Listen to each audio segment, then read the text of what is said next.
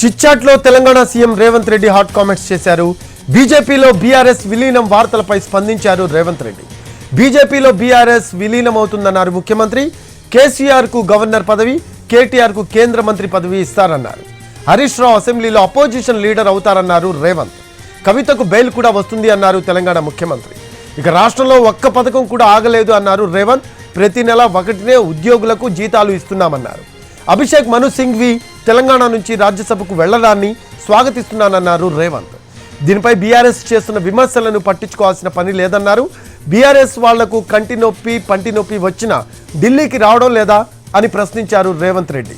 PCC chief పదవి తన చేతిలో లేదన్నారు. అది అధిష్టానమే చూసుకుంటుంది అన్నారు రేవంత్.